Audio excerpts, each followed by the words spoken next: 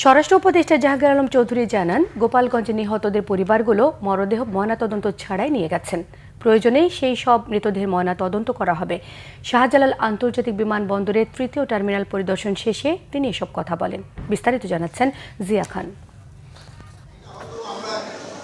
শনিবার সকালে হযরত শাহজালাল আন্তর্জাতিক বিমানবন্দরের তৃতীয় টার্মিনাল পরিদর্শন করেন স্বরাষ্ট্র উপদেষ্টা জাহাঙ্গীর আলম চৌধুরী। এরপর তিনি বলেন, খুব শিগগিরই টার্মিনালটি উদ্বোধন করা হবে। আমি কিন্তু থার্ড টার্মিনাল গেছি এয়ারপোর্ট উদ্বোধনের দেখার জন্য না। আমি গিয়েছি যেটা ইমিগ্রেশনে আমার কত পরিমাণ লোক লাগবে এবং এই ইমিগ্রেশনের জন্য এই ম্যান পাওয়ারটা আমাকে স্যাংশন করে পাঠাইতে হবে এই জন্য। এরপর গোপালগঞ্জের ঘটনা নিয়ে সাংবাদিকদের সাথে কথা বলেন স্বরাষ্ট্র উপদেষ্টা। বলেন, ঘটনা তদন্তে কাজ করছে সরকার। এটা ব্যাপারে একটা কমিটি গ্রহণ করা হয়েছে। এই কমিটিতে নির্ধারণ করবে এটা কার দায়। জানেন, একটা হাই পাওয়ার কমিটি করা হয়েছে, যেটা আপনারাই প্রচার করছেন। আপনারা কিন্তু সব খবর জানেন, শুধু আমার মুখ দাউন একটা বাইর করতে চান।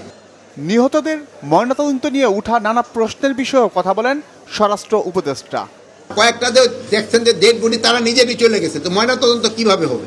ওইগুলি যদি দরকার হয় আবার ময়নাতদন্ত হবে। ডেড বডি তো ইচ্ছের থেকে যদি প্রয়োজন হলে উত্তোলন করে তো ময়নাতদন্ত করা হবে।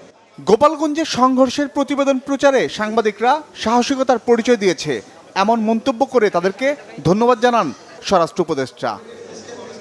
জিয়া খান, বাংলা ভিশন, ঢাকা।